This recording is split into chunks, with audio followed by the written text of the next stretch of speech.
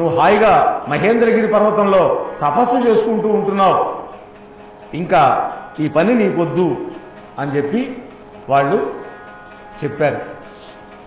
అలాగే భీష్ముడి దగ్గరకు వచ్చి, నాయనా భీష్మ, గురువుని అవమానం చేయటం తప్పయా, అందువల్ల నీవు కూడా విరమించు అని ఆయనకి చెప్పారు. అప్పుడు పరశురాముడు అక్కడికొచ్చి అంబని పిలిచి, అంబా చూశావు కదా, నీకోసం నా శక్తి అంతా ప్రదర్శించి యుద్ధం చేశా, అయినా కూడా నేను భీష్ముడిని జయించలేకపోయినాను, ఇక నా వల్ల కాదు, ఇక నీ పరిస్థితి నువ్వు చూసుకో అని చెప్పి పరశురాముడు అక్కడి నుంచి వెళ్ళిపోయినాడు. ఆ అంబ అక్కడి నుంచి వెళ్ళి శివుడి గురించి ఘోరమైనటువంటి తపస్సు చేసి తన శరీరాన్ని కాలించి ద్రుపద మహారాజు యొక్క పుత్రికగా పుట్టింది. శిఖండి అనే పేరుతోటి. ముందు కూతురుగా పుట్టింది, తరువాత మగవాడైంది. ఒక మహర్షుల వల్ల ఒక గుహలోకి వెళితే అదంతా వేరే కథ, దాని జోలికి మనం వెళ్ళొద్దు. సరే, మళ్ళీ ఇటు మనం హస్తినాపురానికి వద్దాం. అంబని విడిచిపెట్టేసి విచిత్ర వీర్యుడు ప్రపంచాన్ని, జీవితాన్ని, జీవన లక్ష్యమైనటువంటి పరమాత్మను పూర్తిగా మర్చిపోయినాడు. వాడు కేవలం ఏం గుర్తుపెట్టుకున్నాడు? భోగాలు భోగాలు భోగాలు. భోగాలు అనుభవించడం వల్ల శరీరం ఏమైంది? రోగగ్రస్తమైంది. క్షీణించిపోయే రోగం వచ్చింది వాడికి, క్షయరోగం వచ్చింది. ఆ రోగంతో వాడు అనుకుంటున్నాడు అందరినీ మర్చిపోయినాడు. అందరినీ వాడు మర్చిపోయినా ఒక్కళ్ళు మాత్రం వాడిని మర్చిపోలేదుట. ఎవరు మర్చిపోయింది? మృత్యు దేవత. వాడి నెత్తిన తాండవం చేసి హరించేసేసి మరణించాడు. మళ్ళీ మొదలుకొచ్చింది కథ. అంటే ఏమిటి? కురువంశం మళ్ళీ నిర్వంశం అయ్యే అవకాశం ఏర్పడింది. అంటే పుట్టినటువంటి ఇద్దరు పిల్లలు మరణించారు. వెంటనే సత్యవతి భీష్ముడిని పిలిచి, నాయన, వంశాన్ని ప్రవృద్ధమానం చేయాలి నువ్వు, అందువల్ల మీ యొక్క మరదళ్లతోటి చక్కగా పుత్రోత్పాదన చేయి వాళ్ళిద్దరితోటి అని ఆమె అడిగింది.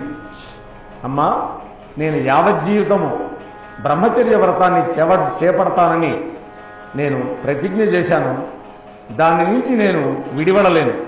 అయితే ఈ యుగంలో, అంటే ద్వాపర యుగంలో క్షత్రియులకి ఒక ఆచారం ఉన్నది.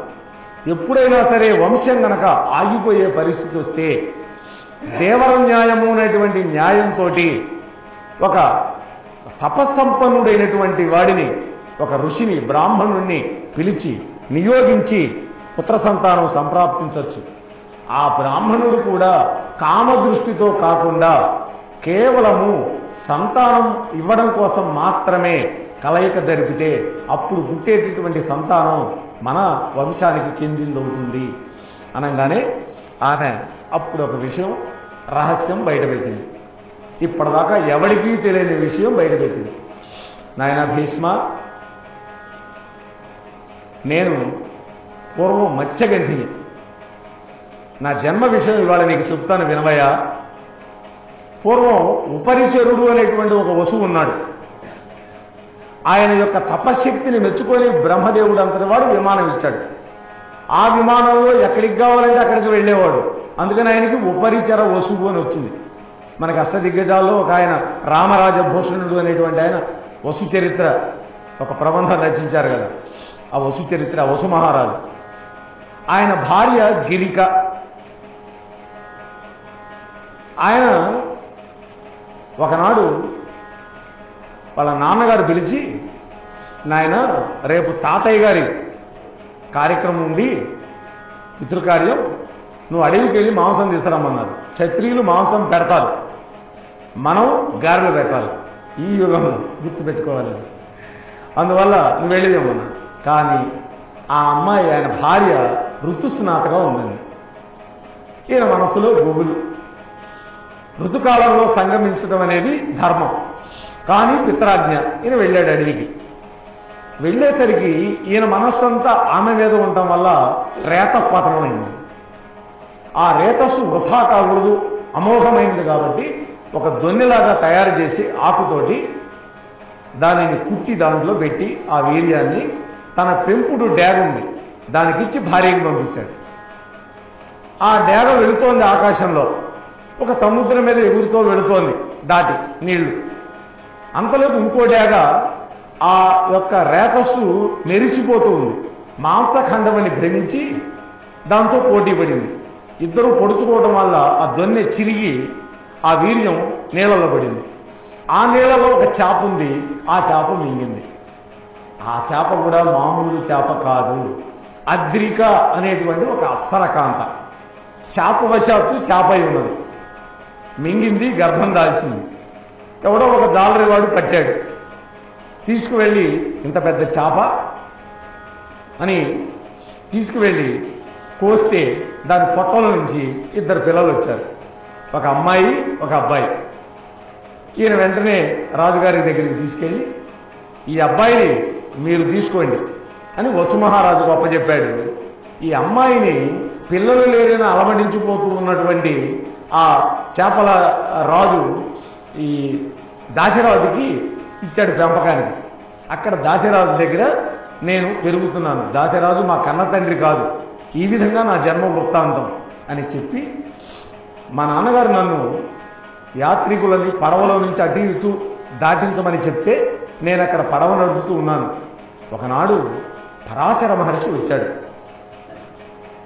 ఎవరైనా వశిష్ఠ మహర్షి యొక్క మనవడు. మనం చెప్పుకుంటాం కదా, వ్యాసం వశిష్ఠమప్తారం శక్తే పౌత్రమకల్మషం పరాశరాత్మజం వందే సుఖ తాతం తపోనిధిం అంటాం కదా. ఆయన వశిష్ఠ మహర్షి యొక్క మనవడు, శక్తి మహర్షి యొక్క కుమారుడు. ఆయన వచ్చాడు, ఈమెను చూశాడు, పడవ నన్ను దాటించమన్నాడు. పడవెక్కగానే ఆయన ఆమెను చూసి, నిన్ను చూస్తే నా మనస్సు చెలించింది, నిన్ను సంగమించాలనుకుంటున్నాను అన్నాడు. ఇది కొంచెం ఆశ్చర్యంగా ఉంటుంది మనకు వింటే. అంతటి గొప్ప మహర్షి, విష్ణు పురాణాన్ని రచించినటువంటి వాడండి ఆయన. పరాశర మహర్షి పరాశర స్మృతి అనేటువంటి గ్రంథం కూడా రచించినటువంటి వాడు. అటువంటి వాడు ఆ మాట అనడం ఏమిటి అంటే, ఆయన ఆ సమయంలో ఆమె ద్వారా ఆ సమయంలో పుట్టబోయే బిడ్డ గొప్పవాడు కావాలి, వేదాలను సంస్కరించగలిగిన వాడు కావాలి, మహాభారతం లాంటి ఇతిహాసాన్ని వెలయించగలిగినటువంటి వాడు కావాలి, అష్టాదశ పురాణాలు వ్రాయగలిగినటువంటి వాడు కావాలి. క్షేత్రం ఆమె అయింది. ఆమె కూడా తక్కువ కాదు, అప్సరకాంత యొక్క గర్భ సంజాత. అందువల్ల వాళ్ళ మనస్సు కదులుతుంది. వాళ్ళ మనస్సు కదిలింది అంటే ఆ పరాత్పరి, ఆ జగన్మాత యొక్క ఆదేశం తప్ప మరొకటి కాదు. ఇది మనం ఆలోచించాలి. ఇది వ్యాఖ్యాతలు చెప్పిన మాట, నా సొంత కవిత్వం అనుకోకండి. నేను ఎప్పుడు నా సొంత మాటలు ఎక్కడ చెప్పను. పెద్దవాళ్ళు, వాళ్ళు మథనం చేసినటువంటి వాళ్ళు చెప్పే మాటలు.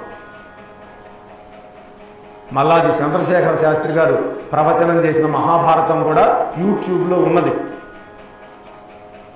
మీరు ఎవరైనా కొట్టి చూడండి. శృంగేరి పీఠంలో చెప్పాడు ఆయన మహాభారతం. అథారిటేటివే, ఇంకేం లేదు దాంట్లో. మరి ఆ విధంగా ఆయన మనస్సు కదిలింది. వెంటనే ఆమె అన్నది, నేను కన్యని, తండ్రి తాడు బిడ్డని, దానితోటి నా శరీరం అంతా వాసన. ఎలా తపశ్శక్తితోటి ఆయన శరీరం వాసనని, దుర్గంధాన్ని సుగంధంగా మార్చాడు. యోజన గంధి, ఇక నుంచి నీ పేరు. నీ శరీరం నుంచి చూసే సువాసన యోజనం దూరం 8 మైళ్ళు వ్యాపిస్తుంది అన్నాడు. అందుకనే ఆ యోజన గంధి కావటం వల్లనే శంతన మహారాజు ఆమెను వివాహం అడగలిగాడు. చూడండి మహర్షుల యొక్క కల్పన. మరి ఇది పగలగదా ఉంది, తపశ్శక్తితోటి రాత్రి చేశాడు. సంగమం అయింది. సజ్జోగర్భం అంటే నవమాసాలు కనే మోసే పని లేదు, అప్పటికప్పుడే బిడ్డ పుట్టాడు. పుట్టినవాడు 16 సంవత్సరాల వాడు అయినాడు. అది మహర్షి యొక్క వైభవం. ఆ మహర్షి ఉద్భవించి తల్లికి నమస్కారం చేశాడు, తండ్రికి నమస్కారం చేశాడు. తల్లి, నువ్వు అనుజ్ఞ ఇస్తే ఒక ద్వీపానికి వెళ్ళి తపస్సు చేసుకుంటాను. ఆయన నల్లగా ఉంటాడు కాబట్టి కృష్ణ, ద్వీపంలో తపస్సు చేశాడు కాబట్టి కృష్ణ ద్వైపాయనుడు అని పేరు వచ్చింది. అమ్మా, నువ్వు ఎప్పుడైనా నన్ను తలుచుకుంటే ఆ క్షణంలోని నీ దగ్గర ఉంటానన్నాడు. ఇది ఆయన ఇచ్చిన వరం. ఇలా జరిగింది నాయన. కాబట్టి దేవర న్యాయం అన్నావు నువ్వు, ఎవరో వద్దు, నా కొడుకేను. కాబట్టి నా కోడలలో అటువంటి మహర్షి సంతానోత్పత్తి చేస్తే మన వంశం అద్భుతంగా ఉంటుంది అని భీష్ముడితో అంది. సరేనమ్మా అన్నాడు. వెంటనే వ్యాసుణ్ణి తలుచుకుంది. వ్యాసుడు అక్కడ ప్రత్యక్షమైనాడు. ఆదిపురంలో నన్నయ్య గారు అద్భుతమైన పద్యం.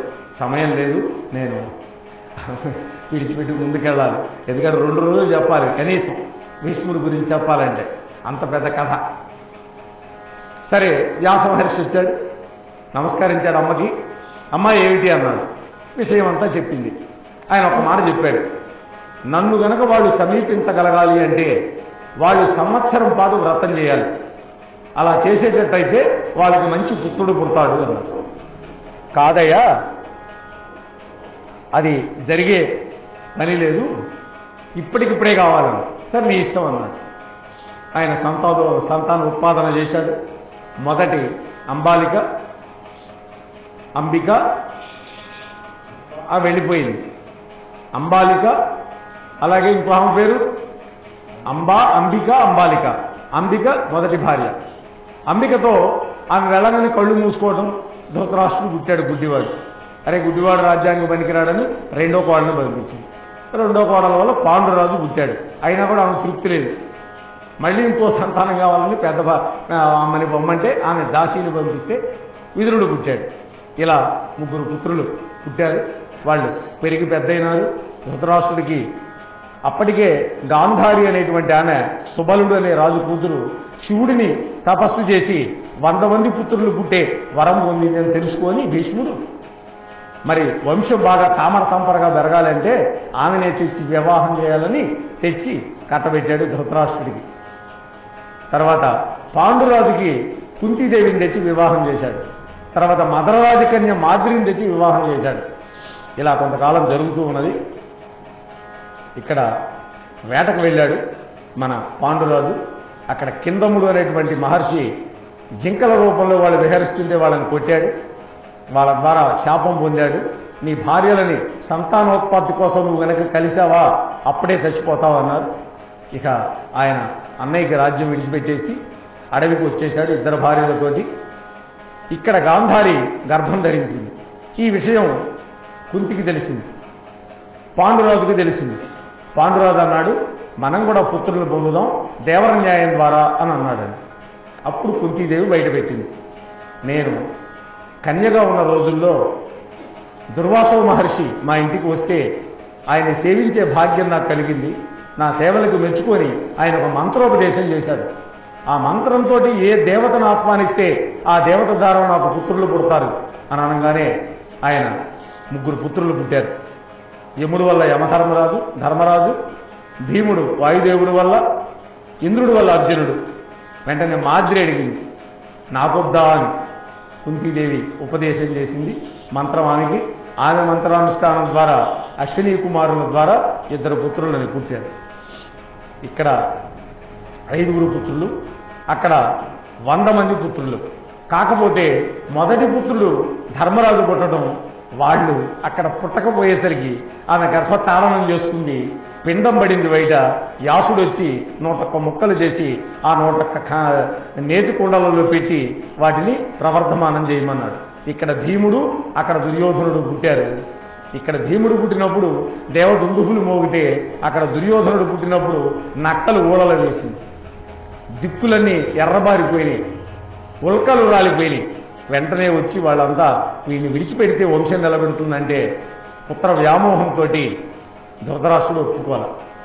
కొంతకాలం గడిచిన తర్వాత ఒకరోజు మాద్రిని పట్టుకోగానే ఆయన కామేచ్ఛతోటి చనిపోయినాడు పాండురాజు.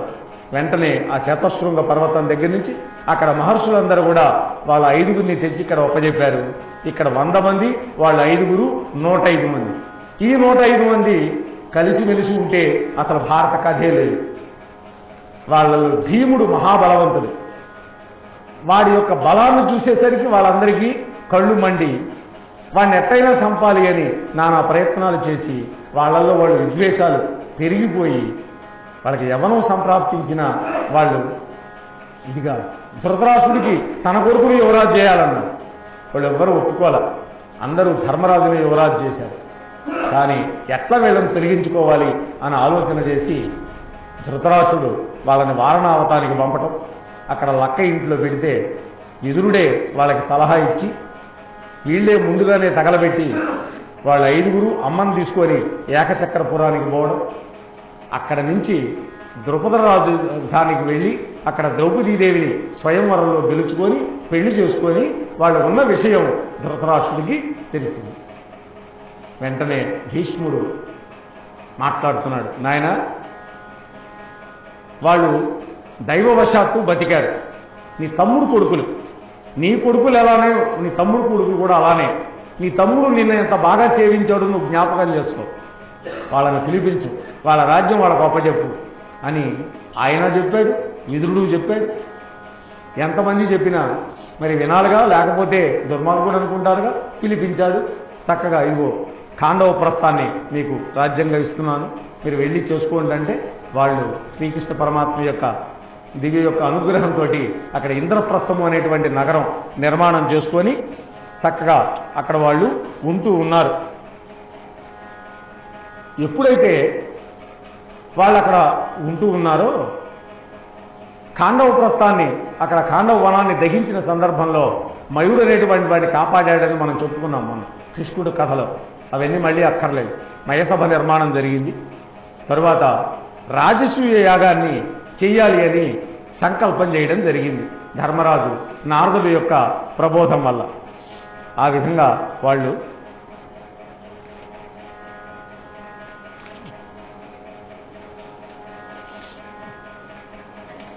ఆ రాజసూయ యాగంలో అగ్రపూజ చేసేటటువంటి విషయంలో ఒక చర్చ జరిగింది. అక్కడ ధర్మరాజు అడిగాడు, తాతయ్య ఈ రాజసూయం దిగ్విజయంగా పూర్తయింది, మరి అగ్రపూజ ఎవరికి చేయాలి అన్నప్పుడు పితామహుడు చెప్తున్నాడు, ధర్మరాజా ఈ రాజసంఘంలో అగ్రపూజ పొందదగిన వాడు ఒక్క కృష్ణుడే. ఆయన బల పరాక్రమ తేజసంపన్నుడైన ఆ పరమాత్మ గ్రహ తారకాగణ మధ్యంలో ఉజ్వల కాంతులునే సూర్యదేవుని వలె ప్రకాశిస్తున్నాడు అన్నాడు. అలాగే జగత్తుకు భానుడు వాయురహిత ప్రాంతీయులకు వాయువు ఎలా ఆనందం కలిగిస్తారో, గాలి లేని చోట గాలి వీస్తే ఆనందం కలుగుతుంది, కాంతి లేని చోట సూర్యుడు ప్రకాశిస్తే ఆనందం కలుగుతుంది. అలాగే శ్రీకృష్ణుడు తన కరుణారసపూర్ణ దృక్కులతోటి ఈ మహాసభలో ఉండి అందరికీ ఉత్సాహం కలిగిస్తున్నాడు కనుక అతనికి అగ్రపూజ చేయమన్నాడు. అప్పుడు శిశుపాలుడు లేచి అధిక్షేపించడం, దానికి భీష్ముడు ఆ శిశుపాలుడి యొక్క పూర్వజన్మ వృత్తాంతాన్ని అంతా కూడా వివరణ చేయటం, అవన్నీ మనం మొన్న శ్రీకృష్ణుడి దాంట్లో తెలుసుకున్నాం. అలా పితామహుడు ఇంకా చెప్తున్నాడు, శ్రీకృష్ణుడు ఎందుకు మౌనంగా ఉన్నాడు తాతయ్య అని అడిగాడు. అడిగితే ఈ భువన భాండాలలో వాసుదేవుని మించిన వాడు ఎవరూ లేరు. ఈ వాసుదేవుడు మనకే కాదు జగత్రయ వాసులకు కూడా పూజనీయుడే, వృష్టివంశంలో అవతరించిన పురుషోత్తముడిగిన అని చెప్పి ఈ శిశుపాలుడు ఈ కృష్ణుడి చేతిలో మరణించవలసిన వాడు, మీరెవరూ కలిగించుకోవద్దు. వాళ్ళ తల్లిగారికి ఇచ్చినటువంటి వరం 100 తప్పులను కాస్తానని. వాళ్ళ మేనత్తే సాత్వతి. వీడు పుట్టినప్పుడు 3 కళ్ళతోటి 4 చేతులతో పుట్టాడు. అశరీరవాణి చెప్పింది, ఏ మహనీయుడు ఎత్తుకుంటే అదనంగా ఉన్నటువంటి కళ్ళు చేతులు పోతాయో ఆ మహనీయుడి చేతులనే నీ కొడుకు చావు మూడిందని చెప్తే అందరికీ ఇచ్చింది. కృష్ణుడికి ఇచ్చినప్పుడు పోయినాయి. అప్పుడు కృష్ణుడిని వాళ్ళ అత్తయ్య ప్రార్థన చేసింది, నీ మేనల్లు నీ బావమరిది వాడిని కాపాడు అని. అత్తయ్య 100 తప్పుల వరకు నేను వాడిని కాస్తాను. అందువల్ల ఆయన ఊరుకున్నాడయా అనంటూ ఈ పరమాత్మ మౌనంగా ఉన్నాడని అందుకని తెలుసుకో, వీడి తప్పులు అయిపోతే వీడి శిరస్సు వీడి మెడ మీద ఉండదు అని భీష్ముడు చెప్పాడు. సరే, వాడు ఎన్నో నిందలు చేశాడు. పరమాత్మ వాడిని శిరచ్ఛేదం చేశాడు. వాడి యొక్క దివ్యమైన కాంతి ఆయనలో కలిసిపోయింది. దానికన్నీ కారణాలన్నీ చక్కగా చెప్పారు. ఇలా అంతా అయిన తర్వాత హాయిగా యాగం పూర్తయింది. దుర్యోధనుడు మయసభలో భంగపాటు చెంది కొత్తలాడుతూ ఇంటికి వెళ్ళాడు. తండ్రికి చెప్పాడు వాళ్ళ వైభవాన్ని. తండ్రి కూడా ఒక సభాభవనం నిర్మించి మనం కూడా చేద్దాంరా అన్నాడు. శకుని పాచికల ద్వారా నేను వాళ్ళ రాజ్యాన్ని అపహరిస్తానని చెప్తే పాండవులను పిలిపించారు. చక్కగా వాళ్ళు సుహృద్యోధం అని మొదలుపెట్టారు. సుహృద్యోధం అంటే కాలక్షేపాల కోసం ఆడే జోదం అని సుహృద్యోధం. తగాదతో ఆడేది కాదు, కక్షలు కార్పణ్యాలు లేకుండా ఆడుకునేది సుహృత్ జోదం. కానీ సుహృద్యోధం కాస్త చివరికి రాజ్యం మొత్తం కోల్పోయే స్థితి, చివరికి తన తమ్ముళ్ళని తనని తన భార్యను కూడా కోల్పోయిన పరిస్థితి వచ్చింది. ఆ సమయంలో సభకి ఈడ్చి రాబడింది ద్రౌపదీదేవి. ద్రౌపదీదేవి సభలో నిలబడి అందరినీ అడిగింది. మహాత్ములు అందరూ పరివేస్తూ ఉంచినటువంటి ఈ సభలో ఒక కులకాంతకి ఇంత ఘోరమైనటువంటి పరాభవం జరుగుతూ ఉంటే చూస్తూ ఊరుకున్నారే మహానుభావులారా, నేను ధర్మ విచితనా అధర్మ విచితనా చెప్పండి అని అడిగింది. నిలదీసింది ఆ తల్లి. ఎవరు మాట్లాడలా. అక్కడ వికర్ణుడు అనేటువంటి ఒకడు ఉన్నాడు. ఈ ధార్తరాష్ట్రుల్లో ఒకడు, 100 మందిలో వాడు కూడా ఒకడు. వాడు లేచి తప్పు అన్నాడు. ఆమె ధర్మ విచిత కాదన్నాడు. కాకపోతే నువ్వు బాలుడు, నీకేం తెలుసు ఆ ధర్మం, నువ్వు కూర్చో అని వాడిని బలవంతంగా కూర్చోబెట్టారు. భీష్ముడిని అడిగింది, ద్రోణుడిని అడిగింది. భీష్ముడు అప్పుడు ఒక మాట చెప్పాడు, అమ్మా ధర్మం వేరు, ధర్మ సూక్ష్మం వేరు. పరమధర్మాత్ముడైనటువంటి నీ భర్త ధర్మరాజు, ఆయనకి తెలియని ధర్మం లేదు. ఆయనే గమ్మునున్నాడు, మౌనంగా ఉన్నాడు. ఈ ధర్మ సూక్ష్మాన్ని విడమర్చి చెప్పగలిగిన వాడు ధర్మజుడొక్కడే అని చెప్పి ఆయన కూడా ఊరుకున్నాడు. సరే, ఆ మాట ఊరుకున్నాడు. ఇక ఏం చేయగలిగిన పరిస్థితి లేదు. మరి భీష్ముడు కూడా ఎందుకు ఊరుకున్నాడు అంటే, భీష్ముడు కౌరవుల దగ్గరే తన జీవితాన్ని గడిపాడు. పాండవులు ఎక్కడికెక్కడికో వెళ్ళారు. వాళ్ళు ఎక్కడికి వెళ్ళినా ఈయన హస్తినాపురాన్ని విడిచిపెట్టలా. పరమ దుర్మార్గులైనటువంటి వాళ్ళ తిండి తిన్నాడు కదా. అందువల్ల ఈయన ధర్మం కూడా ఆ సమయంలో చెప్పలేకపోయాడు. ఆయన బుద్ధి ప్రభావితమైంది అన్నాడు. ఒక యోగీశ్వరుడు, బాగా తపస్సంపన్నుడు, బాగా డబ్బున్న వాడి ఇంటికి ఆతిథ్యానికి వచ్చాడు. చక్కగా వాళ్ళు వెండి పళ్ళెలు, బంగారు కలశాలు ఇవన్నీ పెట్టి మంచి భోజనం పెట్టారు. భోజనం చేస్తున్నాడు, మంచినీళ్ళు తాగుతున్నాడు బంగారు చెంబుతోటి. ఆయనకి ఆ మంచినీళ్ళు తాగుతున్నాడు, కానీ ఆయన మనస్సంతా ఆ చెంబు మీద పడింది. ఈ చెంబుని సంచిలో వేసుకొని పోతే ఎట్లా ఉంటుంది. ఆయన మనస్సు నిగ్రహించుకోలేకపోతున్నాడు. అమ్మా మీ ఆయన ఉంటే పిలువు అన్నాడు. వచ్చాడు. నాయన నువ్వేం పని చేస్తావురా అని అడిగాడు. దొంగతనాలు చేస్తానండి అన్నాడు. అప్పుడు అర్థమైంది. దొంగ సొత్తుతోటి ఈ సొమ్మంతా పెట్టాడు. ఆ దొంగ సొత్తుతోటి తిండి పెట్టాడు. ఆ తిండి ఈయన తిన్నాడు. తినేసరికి ఈయన మనస్సు వికలమైపోయింది. కాబట్టి ఎప్పుడైనా మంచి తిండి కనుక మనం తినకపోతే మన మనస్సు కూడా కలుషితమైపోతుంది. ధర్మ మార్గాన సంపాదించిందే మనుషులకు వంటబడుతుంది, లేకపోతే వికటించి వాణ్ణి ధర్మం తప్పేటట్టుగా చేస్తుంది అని శాస్త్రాలు చెబుతున్నాయి. ఈయన కూడా అందువల్లనే అలా అయిపోయినాడు. ఇదే కాదు, చివరిలో భీష్ముడి దగ్గరికి అందరూ వెళతారు, ధర్మరాజాదులందరూ. భీష్ముడు ధర్మాలన్నీ చెబుతున్నాడు. అందరూ వింటున్నారు ఏకాగ్రతగా. ఈ ద్రౌపది నవ్విందిటండి. భారతంలో ఎక్కడ లేదండి. కానీ చెప్తారు పెద్దలు. ఎందుకంటే భీష్ముడి యొక్క గొప్పతనం బయటికి తేవాలంటే ఇలాంటిది కావాలి ఘటన, అందుకని చెప్తారు. వెంటనే భీష్ముడు ఆ వైపు చూసి, అమ్మా సభలో ఇలా నవ్వటం మర్యాద కాదు కదా, ఎందుకు నవ్వావు అని అడిగారు. ఆమె, క్షమించండి పితామహ, మీరు చేస్తున్నటువంటి ధర్మోపదేశాలని వింటూ ఉంటే నాకు కొంచెం ఆశ్చర్యం కలుగుతోంది. ఆనాడు నన్ను నిండు సభలో వివస్త్రగా చేస్తూ ఉంటే ధర్మం చెప్పండి అని మిమ్మల్ని ఎంతో వేడుకున్నా కూడా మీరు ధర్మం తెలిసి ఉన్నా కూడా చెప్పలేదో, మరి లేకపోతే ఎందుకు చెప్పలేదో నాకు తెలియదు. ఇన్ని ధర్మాలు తెలిసినటువంటి మీకు ఆనాడు చెప్పడం తేలికే, కష్టం కాదు. కానీ మీరు చెప్పలా. కానీ ఇవాళ మీరు ధర్మాలన్నీ చెబుతుండేసరికి నాకు నవ్వొచ్చింది, నన్ను క్షమించండి అన్న. పుత్రి, ఇందులో నిన్ను క్షమించవలసిన పనేమి లేదు. దుర్యోధనుడి యొక్క అన్యాయ ఆర్జితమైనటువంటి తిండి తిన్నాను, నా శరీరం అంతా అదే, రక్తం అంతా అదే, మాంసం అంతా అదే.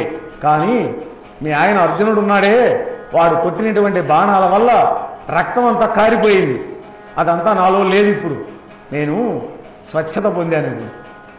నా శరీరంలో ఆ ఆహారంతో ఉన్నటువంటి పదార్థాలు లేవు. ఆ కృష్ణుడిచ్చినటువంటి దివ్యమైనటువంటి భవ్యమైనటువంటి శక్తి నాలో ఉన్నది. అందువల్ల నేను ఇప్పుడు ధర్మ ప్రవచనం చేయగలుగుతున్నాను. ఆనాడు అన్యాయార్జితమైనటువంటి సొమ్ము తిన్నాను కాబట్టి వాళ్ళది, అందువల్ల నేను ధర్మం చెప్పలేకపోయినాను. మంచి ప్రశ్న వేశావు అని భీష్ముడు అన్నాడు అని కొంతమంది చెప్పారు. ఈ గ్రంథ రచయిత కూడా అది రాశాడు. అయితే ఏ పురాణంలో ఉందో ఎక్కడ ఎవరు కోట్ చేయలేదండి. సరే, దీన్ని బట్టి ఏం తెలుసుకోవాలి మనం? దూషితమైనటువంటి అన్నం తింటే ఎవడి పరిస్థితి అయినా ఇంతేను అని తెలుసుకోవాలి. సరే,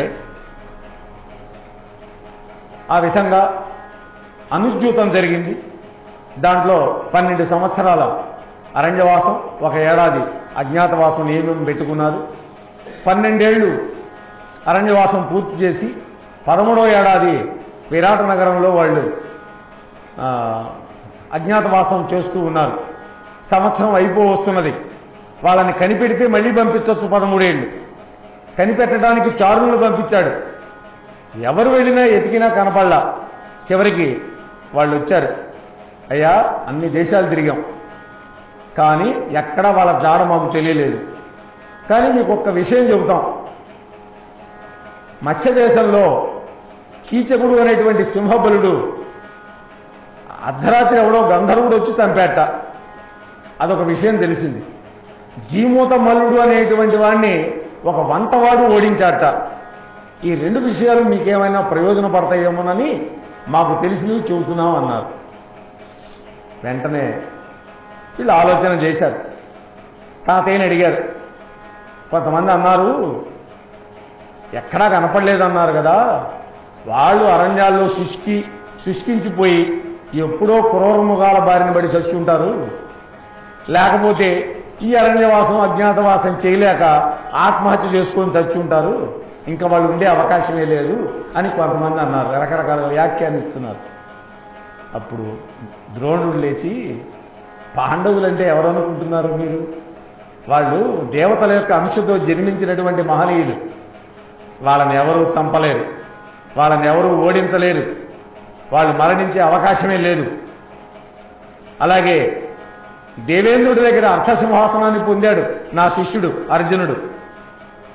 పరమేశ్వరుణ్ణి ప్రసన్నం చేసుకొని పాశుపతాస్త్రాన్ని పొందాడు. అటువంటి వాళ్ళు చచ్చిపోయే అవకాశమే లేదన్నాడు. వెంటనే వాళ్ళందరూ భీష్ముడి దగ్గరికి వచ్చి, నువ్వే చెప్పాలి అన్నారు. వాస్తవంగా అయితే వాళ్ళు ఎక్కడ ఉన్నారో చెప్పడం అనేది నాకు కూడా ధర్మం కాదు. కానీ ఇక్కడ మీ దగ్గరే ఉండి మీ ఉప్పు పులుసు తిరిగి బతుకుతున్నాను కాబట్టి నేను ఫలానా చోట ఉన్నారని మాత్రం చెప్పను. పాండవులు ఉండే ప్రదేశం యొక్క వర్ణన చేస్తాను, దాన్ని బట్టి మీరు ఆలోచించుకోండి అని చెప్పాడు. చెప్పి పాండవులు ఉన్న చోట వేదాలు మూర్తీభవించి ఉంటాయి. పుస్తకంలో ఉన్నది యథాతథంగా చెప్పాలండి. కొన్ని విషయాలు నా సొంత కవిత్వం చెప్పకూడదు, అందుకని పుస్తకం చూసి చెబుతున్నాను.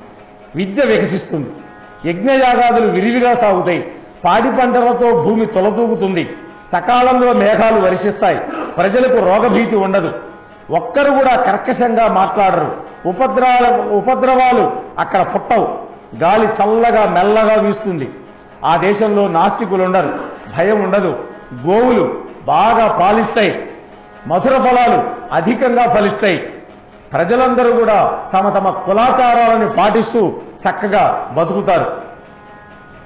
వాళ్ళు ఉండే దేశం యొక్క గొప్పతనం అట్లా ఉంటుందన్నాడు. అనగానే వీళ్ళు ఆలోచించారు. వాళ్ళు ఆలోచించారు, మత్స్య దేశం బాగా గోవుల సంపద ఉన్నది ఒకటి, ఇంతవరకు మన ఛానల్కి ఎవరైనా సబ్స్క్రైబ్ చేసుకోకపోతే ఇప్పుడే ఈ క్షణమే సబ్స్క్రైబ్ చేసుకుని ఆ పక్క నుండి బెల్ బటన్ మ్రోగించి మమ్మల్ని ప్రోత్సహిస్తారని మనస్ఫూర్తిగా కోరుకుంటూ సర్వేజన సుఖినో భవంతు, లోకా సమస్త సుఖినో భవంతు. ధన్యవాదాలు. స్వస్తి.